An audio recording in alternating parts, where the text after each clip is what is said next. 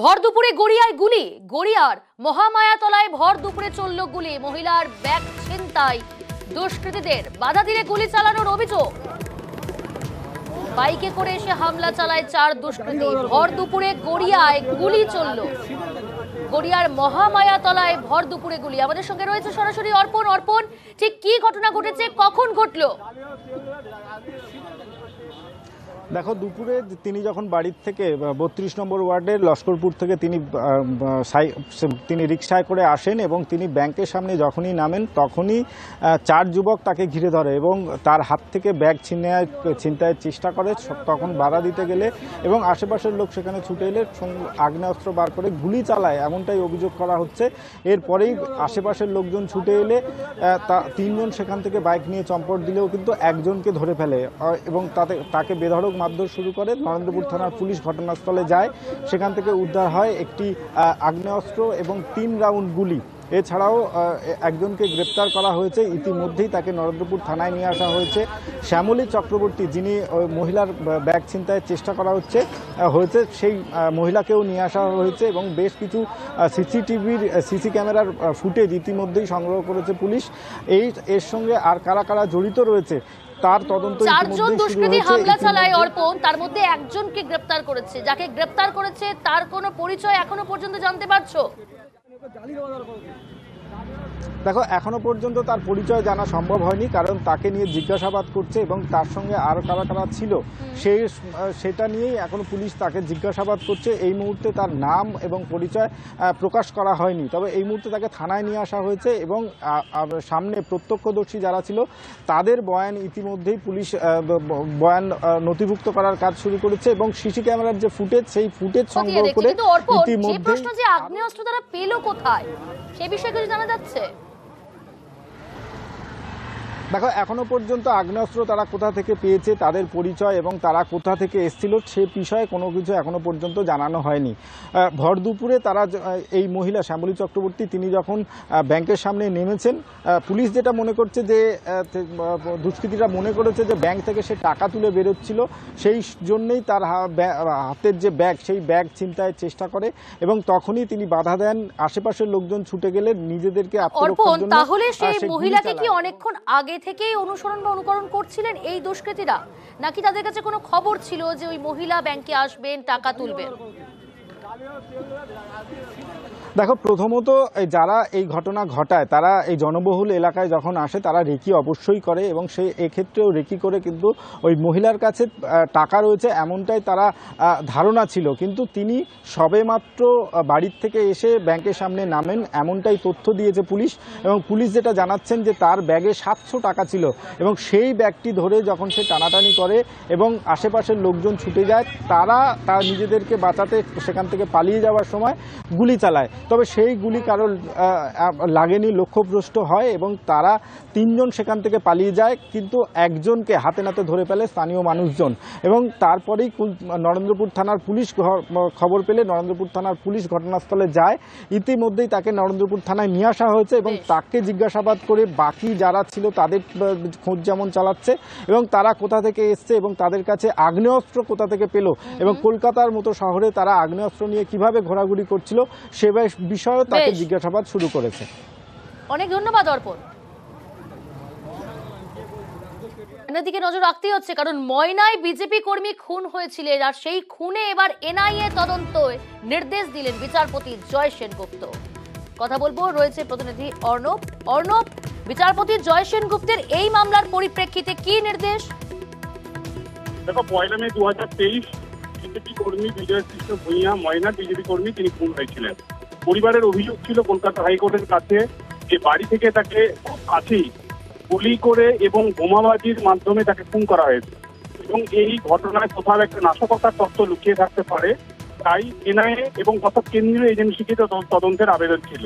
কিন্তু বলে রাখা ভালো, এই মামলা যতবার অর্থাৎ গত বছর 2023 সালের মে মাস থেকে এই মামলা বহাল জবাব চলছে, বারবার দেখা গেছে কেন্দ্রীয় সরকারের এই এনআইএ তদন্ত নিয়ে তাদের আগ্রহের পরিমাণটা অনেক কম এবং শেষ মার্চ মাসে অর্থাৎ কিছুদিন আগেই বিচারপতি জয় সেনগুপ্ত এনআইএর এই তদন্ত তাদের প্রাথমিক অনুসন্ধান নিয়ে কিছুটা হলেও প্রশ্নও তোলেন। এই প্রাথমিক অনুসন্ধান কি, যদি নাশকতার তথ্য আছে তারা এনআইএ তদন্ত করবে, কিন্তু শেষমেশ আজকে সরাসরি এনআইএ কে তদন্তের নির্দেশ দিলেন বিচারপতি জয় সেনগুপ্ত। 2 সপ্তাহের মধ্যে তদন্ত শুরু করতে হবে।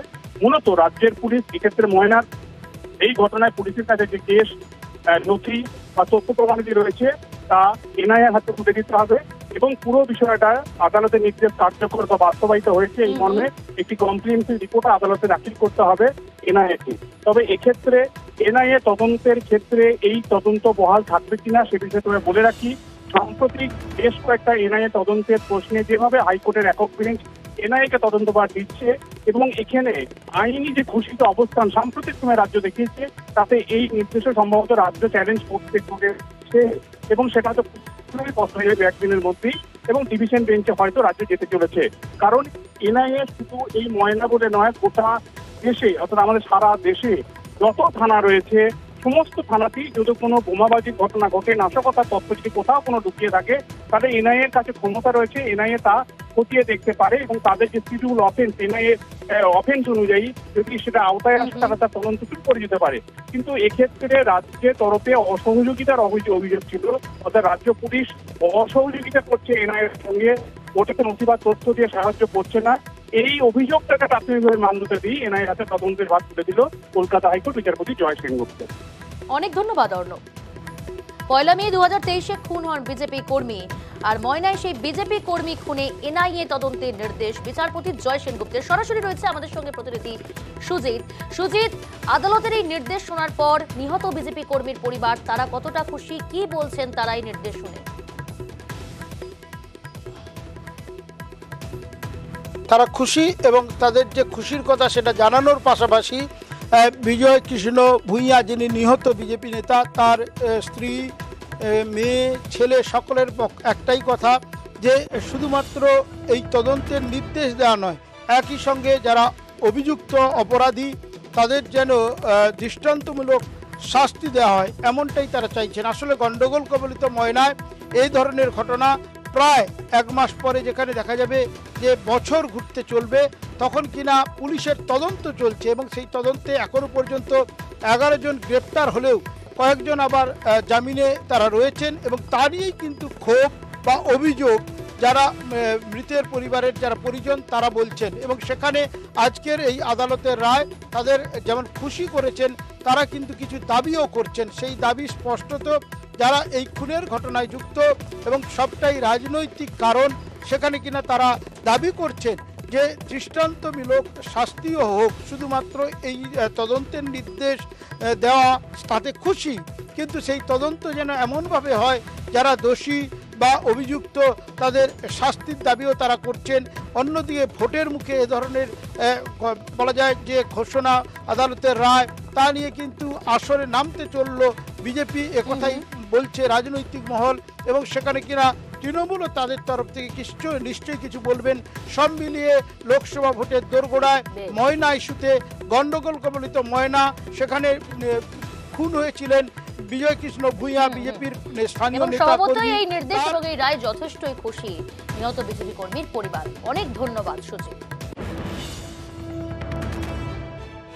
1 মে 2023 ময়না থানার খুনি পুলিশ বিজেপি বুথ সভাপতি বিজয় কৃষ্ণ ভূঁইয়াকে নৃশংসভাবে হত্যা করেছিল। কলকাতা হাইকোর্ট তবুও পুলিশের উপরে তদন্তের জন্য ভরসা রেখেছিল। পরে মহামান্য আদালত বুঝতে পারে যে এই পুলিশ কোনোভাবেই তদন্তে সহযোগিতা করবে না, তাই তারা আজকে সরাসরি এনআইএ তদন্তের নির্দেশ দিয়েছে।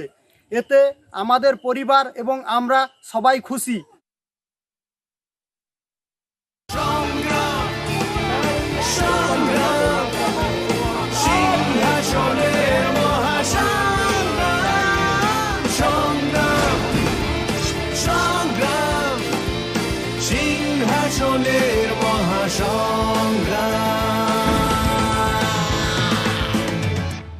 নিউজ 18 বাংলায় আপনাদের স্বাগত। আপনাদের সঙ্গে রয়েছি আমি প্রিয়াঙ্কা।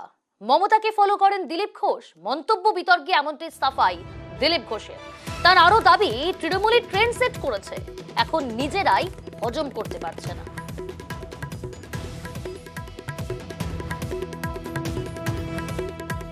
যারা কলকাতার বাইরে কোনোদিন যায়ই না তারা রাজনীতি বুঝবেটাকে 4 ঘন্টা 5 ঘন্টা রোদে ঘুরুক, দুদিনের চেহারা পাল্টে বাড়ির বউ চিনতে পারবে না। সেই জন্য দিলীপ ঘোষের সঙ্গে রাজনীতি করতে হলেও মাঠে নামতে হবে না। মুখ্যমন্ত্রী যেটা বলেছেন আমি তো ওনাকেই ফলো করি, বড় লোকেদেরকে ফলো করা নিয়ে মহাজন জেনগত সব পন্থা। উনি ওনার পার্টির নেতা মন্ত্রীরা, এর আগের যারা মন্ত্রী ছিলেন তাদের ডায়লগ শুনুন। দিলীপ ঘোষ তো রাজনীতি করতো না কোনোদিন। আমি মনে করলাম এটাই বোধহয় ট্রেন্ড। আমার মনে হয় এটা সহজে লোকে বুঝতে পারে, কিন্তু ওনারা যে হজম করতে পারেন না, এত হজম শক্তি কম, এটা আমি জানতাম না। খবরে থাকার চেষ্টা, পাল্টা আক্রমণ তৃণমূল কংগ্রেসের। দিলীপ ঘোষকে ছেটে ফেলার যে পরিকল্পনা বিজেপি দেখিয়েছে, সেখানে সংগঠন নেই, যে নতুন জায়গায় গেছেন সেখানে আর কি করেন? সকাল বেলায় উঠে তিনি কথা যা কিছু বলেন সেই একই ভঙ্গি একই রকম, যাতে সারাদিন তিনি মিডিয়ায় ভেসে থাকতে পারেন। এটাই তার প্রচার পদ্ধতি, কারণ দলের সংগঠন নেই, তাকে এই রাস্তা নিতে হয়েছে। ফের বিস্ফোরক বিজেপি বিধায়ক, বুথে থাকবে কেন্দ্রীয় বাহিনী, বুথের বাইরে থাকবে বিজেপির বাহিনী। বিজেপি বিধায়ক অমরনাথ শাখার মন্তব্যে এমনই বিতর্ক। ভোটের দিন অশান্তির পরিকল্পনা করছে বিজেপি, পাল্টা অভিযোগও করছে রাজ্যের শাসক দল তৃণমূল কংগ্রেস। ফের বিস্ফোরক বিজেপি বিধায়ক অমরনাথ শাখা। যে 10 বছর ধরে ভয় ভীতির পরিস্থিতি ছিল, এবারে জেনে রাখুন, এবারে কেন্দ্রীয় দল থাকবে ভিতরে আর বিজেপি দল থাকবে বাইরে। ভয় ভীতির কোনো জায়গা নেই। ভিতরে থাকবে কেন্দ্রীয় বাহিনী আর বাইরে থাকবেন আপনারা ভারতীয় জনতা পার্টির সৈনিকরা। ভোট লুট হতে, চুরি করতে, দাঙ্গা হতে আমরা দেবো না। বিজেপির বাহিনী থাকবে মানে আপনারা ভোট লুট করবেন, আপনারা রিগিং সন্ত্রাস করবেন, ভেতরে ছাপ্পা করবেন কেন্দ্রীয় বাহিনীকে নিয়ে। এদিন বলে দিচ্ছেন যে তার মানে তাদের বিজেপির বাহিনী রাস্তায় মানুষকে সন্ত্রস্ত করবে আর ভেতরে মানুষজনকে বোকা বানিয়ে ওনারা কেন্দ্রীয় বাহিনীকে ক্যাপচার করে নিয়ে বুথ লুট করে ভোট দখল করে ছাপ্পা রিগিং সন্ত্রাস করবেন। জেনে রাখুন, আমরা এখনো মরে যাইনি, আমরা বেঁচে আছি। ময়নার দিকে নজর রাখতেই হচ্ছে, কারণ ময়নায় বিজেপি কর্মী খুন হয়েছিলেন আর সেই খুনে এবার এনআইএ তদন্তের নির্দেশ দিলেন বিচারপতি জয় সেনগুপ্ত। কথা বলবো, রয়েছে প্রতিনিধি অর্ণব। অর্ণব, বিচারপতি জয় সেনগুপ্তের এই মামলার পরিপ্রেক্ষিতে কি নির্দেশ? দেখো, 1 মে 2023 বিজেপি কর্মী বিজয় কৃষ্ণ ভূঁইয়া, ময়না বিজেপি কর্মী, তিনি খুন হয়েছিলেন। পরিবারের অভিযোগ ছিল কলকাতা হাইকোর্টের কাছে যে বাড়ি থেকে তাকে খুব কাছেই গুলি করে এবং বোমাবাজির মাধ্যমে তাকে খুন করা হয়েছে এবং এই ঘটনায় কোথাও একটা নাশকতার তথ্য লুকিয়ে থাকতে পারে, তাই এনআইএ এবং কত কেন্দ্রীয় এজেন্সিকে তদন্তের আবেদন ছিল। কিন্তু বলে রাখা ভালো, এই মামলা যতবার, অর্থাৎ গত বছর 2023 সালের মে মাস থেকে এই মামলা বহাল জবাব চলছে, বারবার দেখা গেছে কেন্দ্রীয় সরকারের এই এনআইএ তদন্ত নিয়ে তাদের আগ্রহের পরিমাণটা অনেক কম। এবং শেষ মার্চ মাসে, অর্থাৎ কিছুদিন আগেই, বিচারপতি জয় সেনগুপ্ত এনআইএর এই তদন্ত, তাদের প্রাথমিক অনুসন্ধান নিয়ে কিছুটা হলেও প্রশ্নও তুলেন। এই প্রাথমিক অনুসন্ধান কি, যদি নাশকতার তথ্য আছে তারা এনআইএ তদন্ত করবে, কিন্তু শেষমেশ আজকে সরাসরি এনআইএ কে তদন্তের নির্দেশ দিলেন বিচারপতি জয় সেনগুপ্ত। 2 সপ্তাহের মধ্যে তদন্ত শুরু করতে হবে। মূলত রাজ্যের পুলিশ, এক্ষেত্রে ময়নার এই ঘটনায় পুলিশের কাছে যে কেস নথি বা তথ্য প্রমাণাদি রয়েছে তা এনআইএর হাতে তুলে দিতে হবে এবং পুরো বিষয়টা আদালতের নির্দেশ কার্যকর বা বাস্তবায়িত হয়েছে এই মর্মে একটি কমপ্রিহেনসিভ রিপোর্ট আদালতে দাখিল করতে হবে এনআইএকে। তবে এক্ষেত্রে এনআইএ তদন্তের ক্ষেত্রে এই তদন্ত বহাল থাকবে কিনা সে বিষয়ে তবে বলে রাখি, সাম্প্রতিক বেশ কয়েকটা এনআইএ তদন্তের প্রশ্নে যেভাবে হাইকোর্টের একক বেঞ্চ এনআইএকে তদন্তভার দিচ্ছে এবং এখানে আইনি যে ঘোষিত অবস্থান সাম্প্রতিক সময় রাজ্য দেখিয়েছে, তাতে এই নির্দেশে সম্ভবত রাজ্য চ্যালেঞ্জ করতে চলেছে এবং সেটা তো স্পষ্ট হয়ে যাবে একদিনের মধ্যেই এবং ডিভিশন বেঞ্চে হয়তো রাজ্য যেতে চলেছে। কারণ এনআইএ শুধু এই ময়না বলে নয়, গোটা দেশে, অর্থাৎ আমাদের সারা দেশে যত থানা রয়েছে সমস্ত থানাতেই যদি কোনো বোমাবাজির ঘটনা ঘটে, নাশকতার তথ্য যদি কোথাও কোনো লুকিয়ে থাকে, তাহলে এনআইএ এর কাছে ক্ষমতা রয়েছে, এনআইএ তা খতিয়ে দেখতে পারে এবং তাদের যে শিডিউল অফেন্স, এনআইএ অফেন্স অনুযায়ী যদি সেটা আওতায় আসে তারা তার তদন্ত শুরু করে যেতে পারে।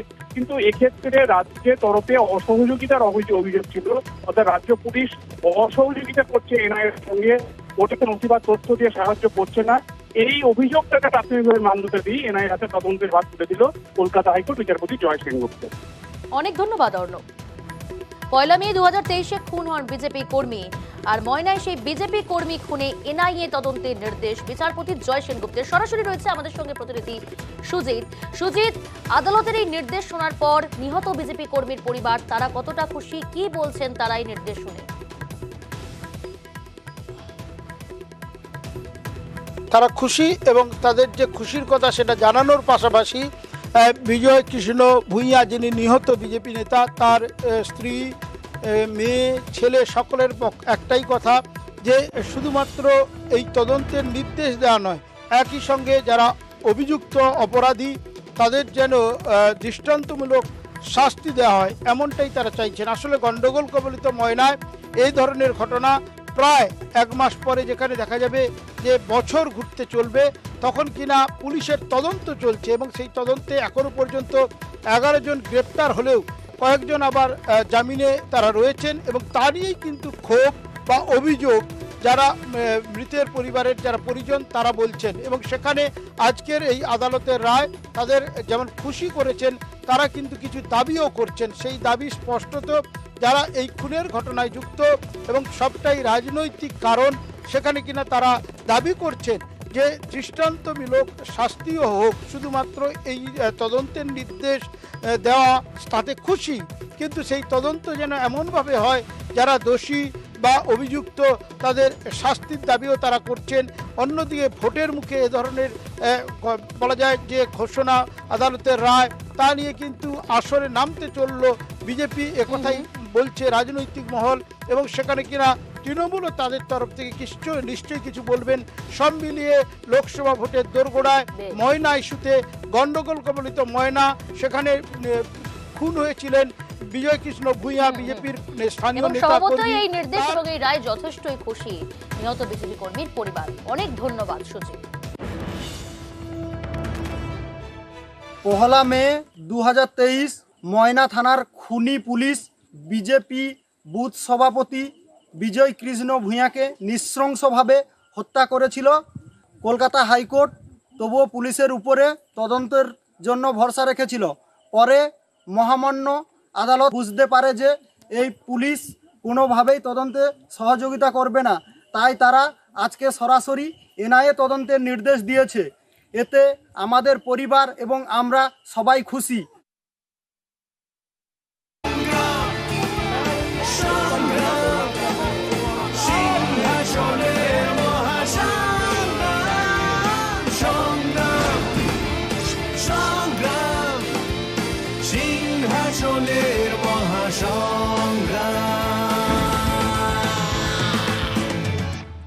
নিউজ 18 বাংলায় আপনাদের স্বাগত। আপনাদের সঙ্গে রয়েছি আমি প্রিয়াঙ্কা। মমতাকে ফলো করেন দিলীপ ঘোষ, মন্তব্য বিতর্কে এমনটি সাফাই দিলীপ ঘোষের।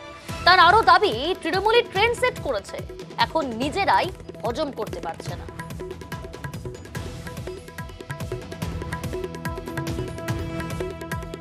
যারা কলকাতার বাইরে কোনোদিন যাই না, তারা রাজনীতি বুঝবেটাকে? 4 ঘন্টা 5 ঘন্টা রোদে ঘুরুক, 2 দিনের চেহারা পাল্টে বাড়ির বউ চিনতে পারবে না। সেজন্য দিলীপ ঘোষের সঙ্গে রাজনীতি করতে হলেও মাঠে নামতে হবে না। মুখ্যমন্ত্রী যেটা বলেছেন, আমি তো ওনাকেই ফলো করি।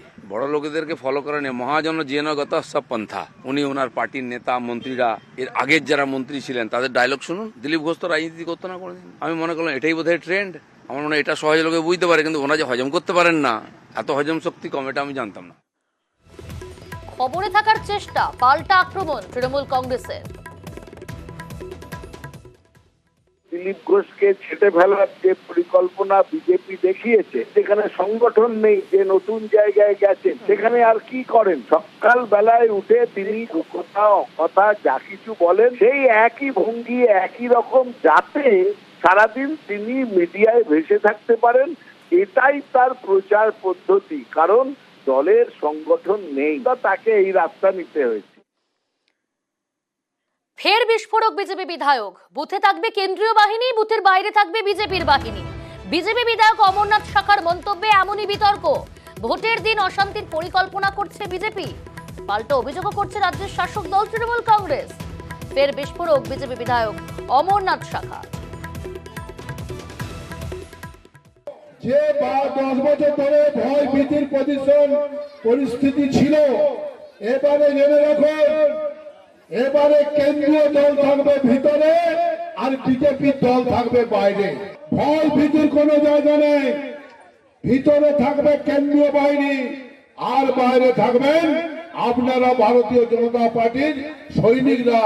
ভোট লুট হতে, চুরি করতে, দাঙ্গা হতে আমরা দেবো না।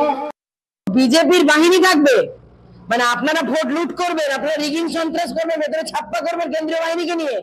এদিন বলে দিচ্ছেন যে তার মানে তাদের বিজেপির বাহিনী রাস্তায় মানুষকে সন্ত্রস্ত করবে আর ভেতরে মানুষজনকে বোকা বানিয়ে ওনারা কেন্দ্রীয় বাহিনীকে ক্যাপচার করে নিয়ে বুট লুট করে ভোট দখল করে ছাপ্পা রিগিং সন্ত্রাস করবেন। জেনে রাখুন, আমরা এখনো মরে যাইনি, আমরা বেঁচে আছি। এবার একটু আবহাওয়ার খবরের দিকে নজর রাখতে হবে। দক্ষিণবঙ্গে দাবদাহ চলবে পুরুলিয়া বাঁকুড়ায়, তাপপ্রবাহের সতর্কতা বর্ধমান মেদিনীপুরেও। হিট ওয়েভ, কলকাতায় গরম ও অস্বস্তিকর আবহাওয়া জারি থাকবে। 48 ঘন্টায় আরো গরম কলকাতায়। তবে রবি ও সোমবার কলকাতায় বৃষ্টির সম্ভাবনা রয়েছে। চৈত্রের চাঁদি ফাটা রোদ এবং সেই তীব্র গরম এখনো আরো দুদিন বজায় থাকবে। কলকাতায় গরম ও অস্বস্তিকর আবহাওয়া। রবি এবং সোমবার কলকাতায় বৃষ্টির সম্ভাবনা, তবে 48 ঘন্টায় কিন্তু গরম বাড়বে আরো।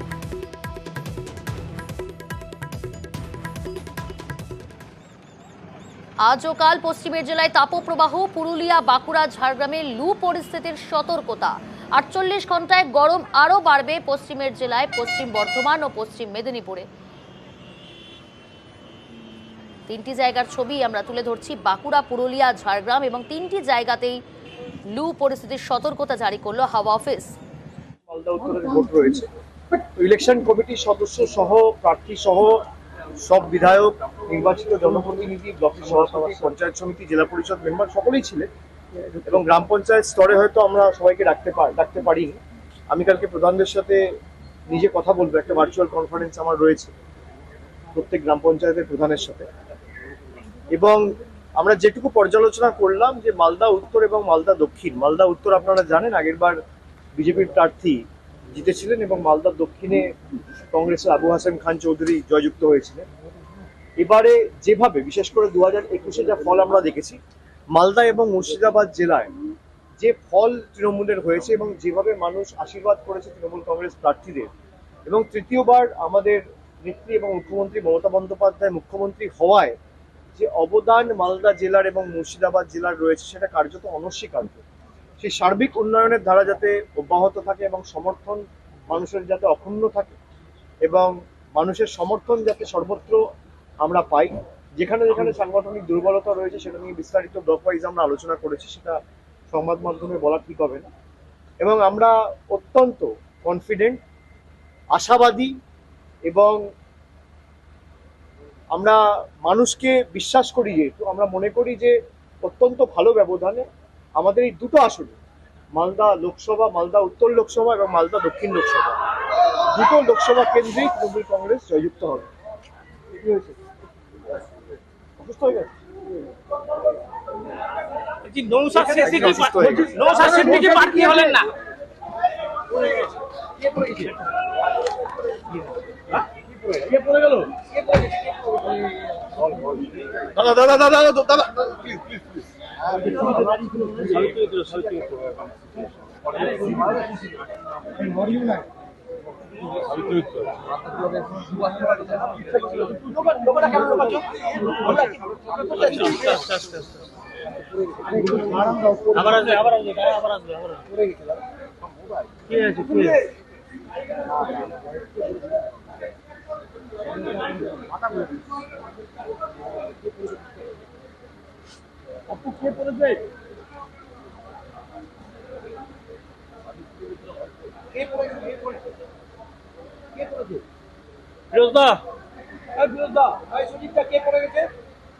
কে পড়েছে দাদা?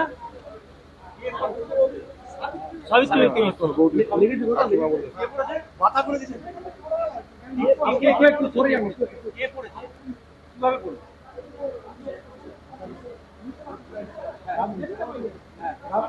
দাদা একটু ধরে যান না। শুরু করো। অভিষেক বাবু, ও অভিষেক বাবু,